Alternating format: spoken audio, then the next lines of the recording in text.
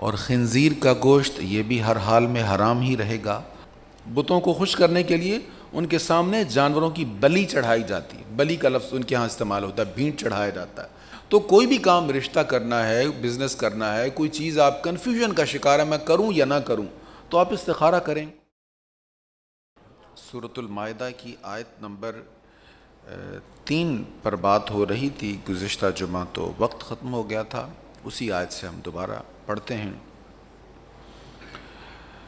ارشاد ہے، تم پر حرام کیا گیا مردار اور خون اور خنزیر کا گوشت اور جس جانور پر ذبح کے وقت غیر اللہ کا نام پکارا گیا ہو، اور گلا گھٹ جانے والا اور چوٹ کھا کر مرا ہوا اور بلندی سے گر کر مرا ہوا اور سینگ لگنے سے مرا ہوا، اور جس کو درندے نے کھایا ما سوا اس کے جس کو تم نے زندہ پا کر ذبح کر لیا، اور جو بتوں کے تقرب کے لیے نصب شدہ پتھروں پر ذبح کیا گیا، اور فال کے تیروں سے اپنی قسمت معلوم کرنا، یہ تمام کام فسق ہیں۔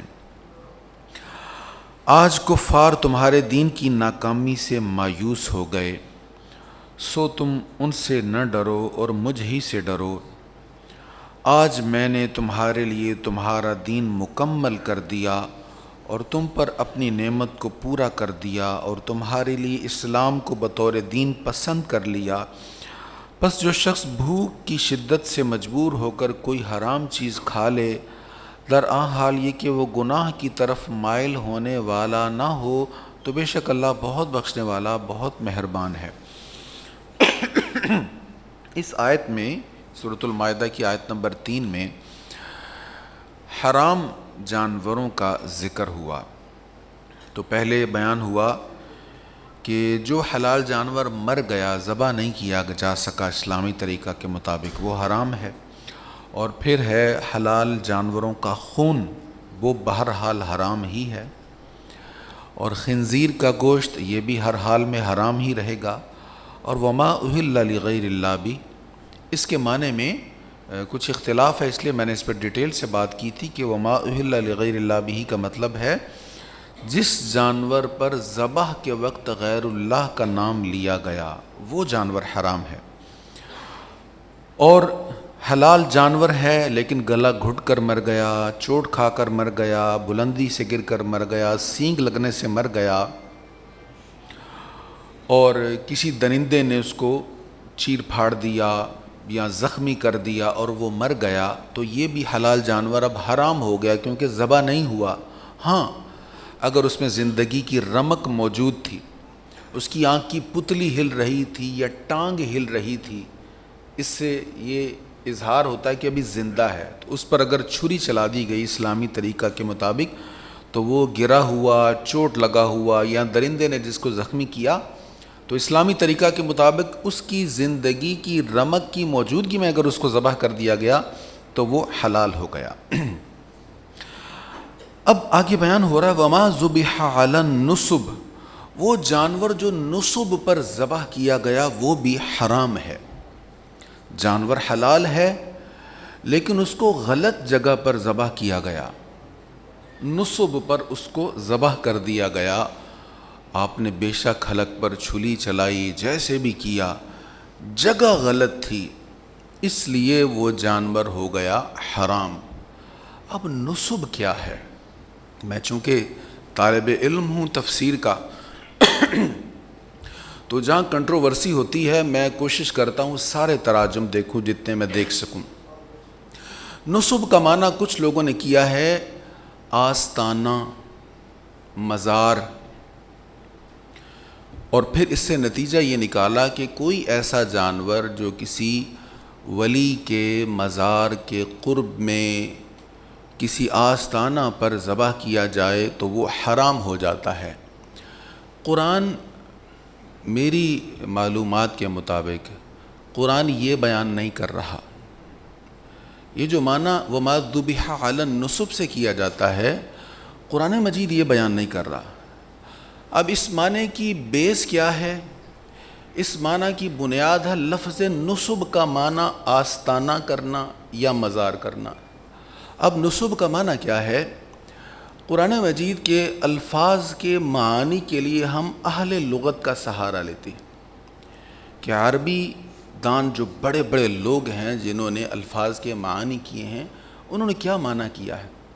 اس میں معتبر نام ہمارے ہاں سب میں ایک معتبر نام ہے امام راغب اصفہانی رحمۃ اللہ تعالی علیہ کا. ان کی کتاب کا نام ہے مفردات القرآن. قرآن مجید کے تمام الفاظ پر اس کے روٹ سے لے کر جو معانی اس سے نکل سکتے ہیں، بلکہ ان کا سٹائل یہ ہے کہ ایک لفظ کا جو روٹ ہے، جو مادہ ہے، اس مادے سے جتنے بھی لفظ بنتے ہیں وہ تقریباً تمام الفاظ کے معنی پر قرآن مجید کی جو آیات ہوتی ہیں وہ بیان کر کے پھر عربوں کے ہاں وہ کس محاورہ میں وہ لفظ استعمال ہوتا ہے وہ سب کو بیان تقریباً کر دیتے ہیں. تو امام راغب اصفہانی رحمۃ اللہ تعالی علیہ نے اس کا معنی بیان کیا ہے نصب وہ پتھر ہے جس کو زمین میں نصب کیا گیا.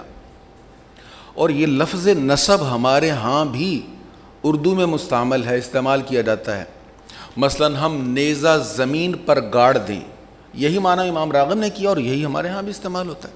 کسی نے نیزہ زمین میں گاڑ دیا، کوئی چیز زمین میں مضبوطی کے ساتھ گاڑ کر کھڑی کر دی، قائم کر دی، تو ہم اس کو کہتے ہیں اس کو اب یہاں پر نصب کر دیا گیا. تو کچھ عربی کے الفاظ ایسے ہیں، بہت سارے الفاظ ایسے ہیں جو ہمارے ہاں اردو میں بھی استعمال ہوتے ہیں اور جس معنی میں اردو میں استعمال ہوتے ہیں اسی معنی میں عربی میں بھی ہیں. تو امام راغب فرماتے ہیں گاڑے ہوئے نیزے کو نصب کہا جاتا ہے. اور یہاں ذبح علی النصب میں نصب سے مراد وہ زمین میں گاڑے ہوئے پتھر ہیں جن پتھروں پر مشرکین اپنے بتوں کو راضی کرنے کے لیے جانوروں کی بھینٹ چڑھایا کرتے تھے. تو وما ذبح علی النصب کا ترجمہ کیا ہوا؟ اس کا معنی ہوا اور جو بتوں کے تقرب کے لیے نصب شدہ پتھروں پر ذبح کیا گیا. جیسے آپ کے علم میں ہوگا ہندوستان میں مندروں میں ایسے کیا جاتا ہے، بتوں کو خوش کرنے کے لیے ان کے سامنے جانوروں کی بلی چڑھائی جاتی ہے. بلی کا لفظ ان کے ہاں استعمال ہوتا ہے، بھینٹ چڑھایا جاتا ہے. تو وہ جانوروں کو جو ذبح کیا جاتا ہے مشرکین بتوں کے لیے جو ذبح کرتے ہیں. اور مکہ شریف میں بھی مشرکین ایسا کیا کرتے تھے. کعبہ شریف کے ارد گرد بہت سارے بت انہوں نے زمین میں گاڑے ہوئے تھے، بہت سارے پتھر گاڑے ہوئے تھے جن کی وہ پوجا کرتے تھے. ان پتھروں پر لا کر جانوروں کو ذبح کرتے، یا پھر جانور ذبح تو ایک جگہ کیا مگر اس کا خون ان سارے پتھروں پر پھینکتے جن پتھروں کی وہ پوجا کرتے تھے. تو یہاں نصب سے مراد زمین میں نصب شدہ وہ پتھر ہیں. اس کا معنی اگر ہم آستانہ یا مزار کی طرف کرتے ہوئے جائیں گے تو یہ قرآن کریم میں اپنی من مانی تشریح ہے جو یقیناً آپ بھی جانتے ہیں درست نہیں ہے. تو یہاں پر حرام جانوروں کا ذکر ہوا اور اس میں بیان ہوا اور جو بتوں کے تقرب کے لیے نصب شدہ پتھروں پر ذبح کیا گیا وہ جانور بھی حرام ہے. اب اس ضمن میں ایک مسئلہ یہ بھی سنتے چلے جائیں. اگر کوئی بندہ کسی مزار کے قرب میں جانور ذبح کرتا ہے، اب وہ جانور ذبح کر رہا ہے اس لیے کہ میں اس جانور کو ذبح کروں اللہ کے نام پر، اور جو پھر اس کو تیار ہو کھانا بنے وہ کھانا اللہ کے نام پر میں کھلاؤں لوگوں کو تاکہ اللہ اس کا مجھے ثواب عطا فرمائے، اور جو اس کا ثواب ہو وہ چاہے کسی مزار والے کی روح کو پیش کرے، اپنے فوت شدگان کو پیش کرے، تو اس میں کوئی حرج نہیں، یہ 100% جائز ہے. لیکن اگر ذبح کرتے وقت کسی کا نام لے، اب وہ مقام کوئی بھی ہو، نام غیر اللہ کا آ جائے تو پھر وہ جانور حرام ہو جائے گا. گزشتہ جمعہ ہم نے ایک مسئلہ ڈسکس کیا تھا کہ قربانی کا جانور ذبح کرتے ہوئے تو عام طور پہ لوگ قصاب کو بھی کہتے ہیں کہ یہ فلاں کے لیے ہے، یا جو وہاں پہ نگران کھڑا ہے جس کی نگرانی میں قربانی ہو رہی ہے اس کو پتہ ہوتا ہے یہ فلاں فلاں فلاں کی قربانی ہے.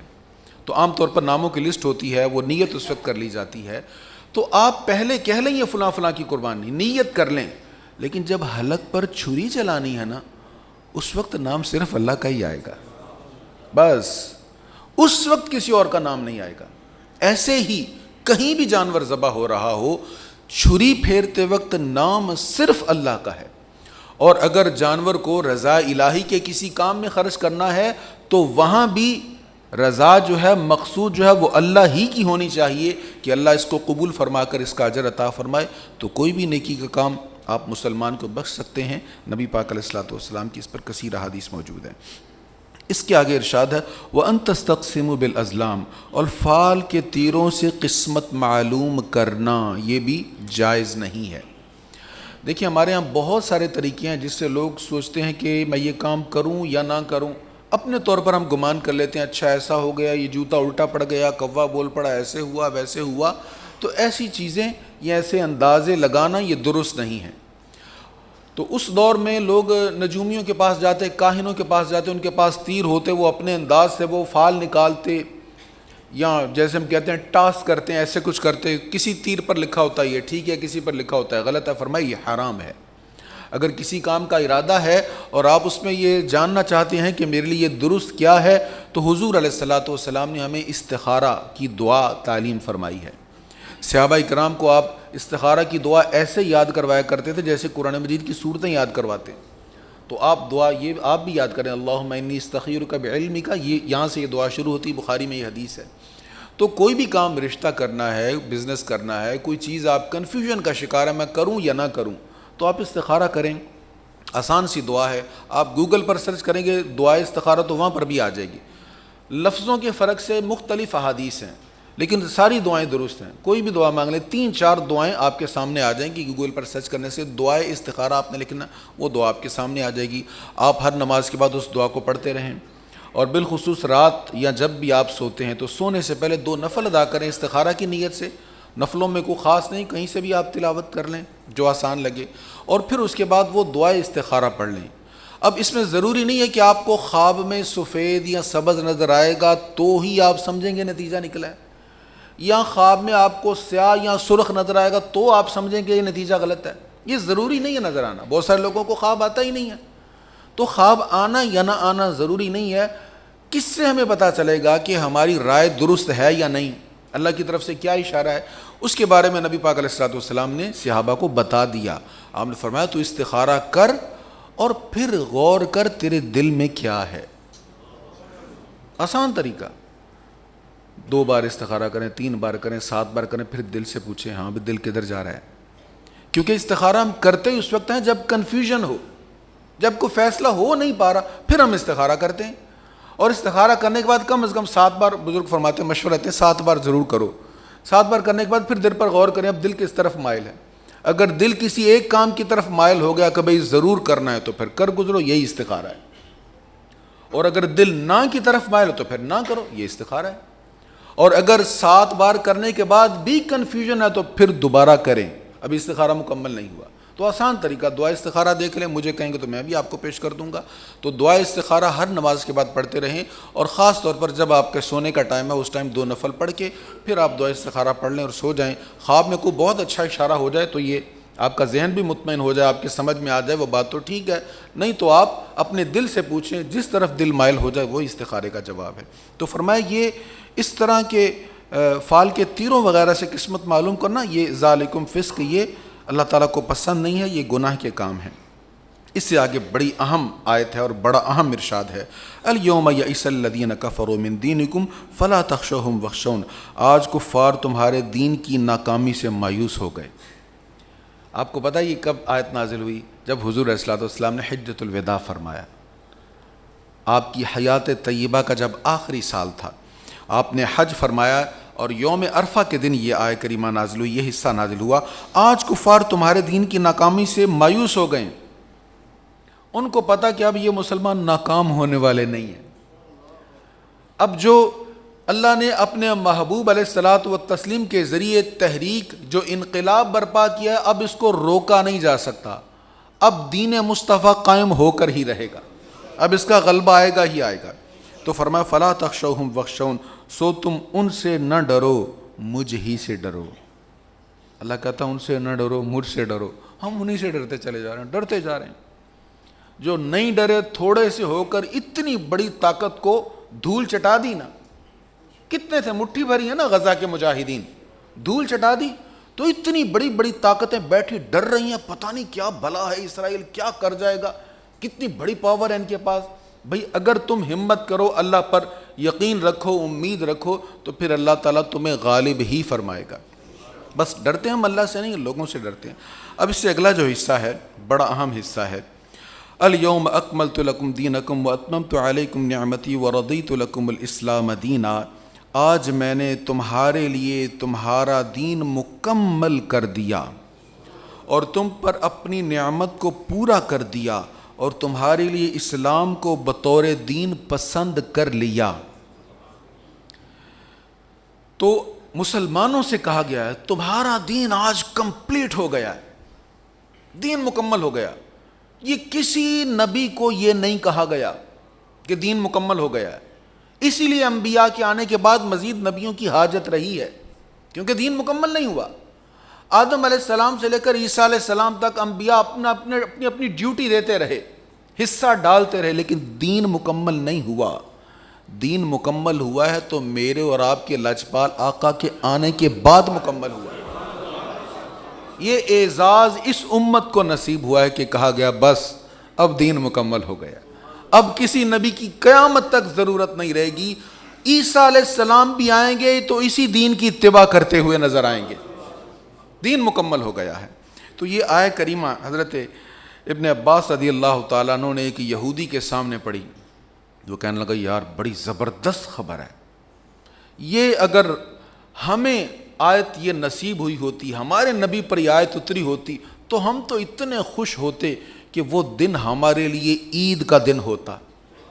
حضرت ابن عباس کے قول امام ترمذی نے لکھا ہے، وہ کہتا ہمارے لیے عید کا دن ہوتا۔ تو حضرت ابن عباس نے کہا یہ جس دن اتری ہے نا وہ ہمارے لیے پہلے ہی عید کا دن تھا، بلکہ دوہری عید کا دن تھا، ڈبل عید کا دن تھا۔ امام ترمذی نے اس کو لکھا، کثیر محدثین نے لکھا۔ وہ کہنے لگا وہ کیسے؟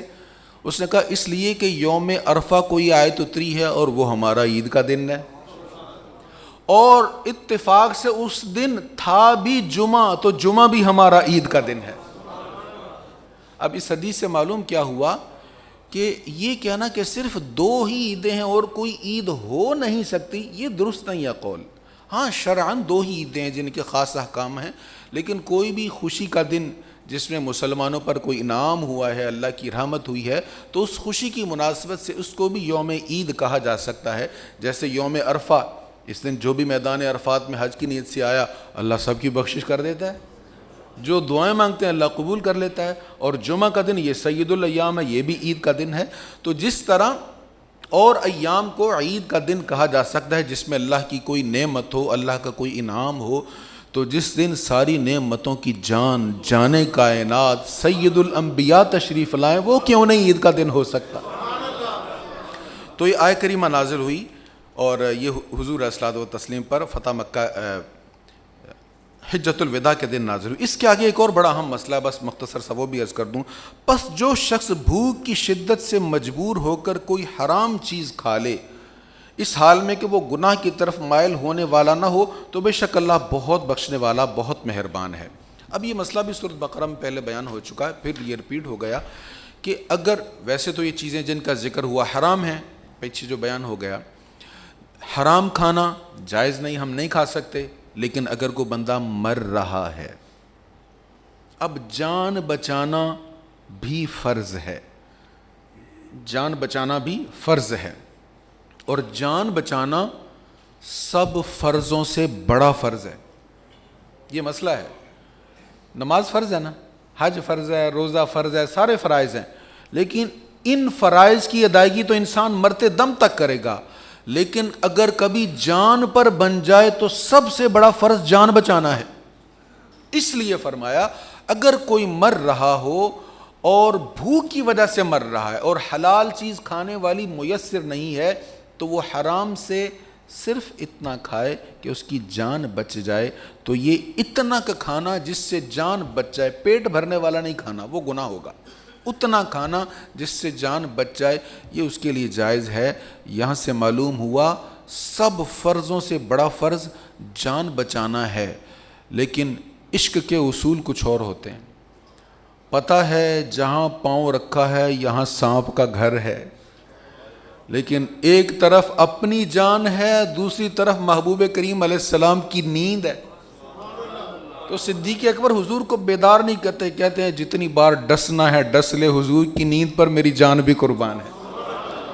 اللہ ہمیں قرآن مجید کا فہم نصیب فرمائے۔ وآخر دعوایا ان الحمد للہ رب العالمین۔ اذان اول سماعت فرما لیں۔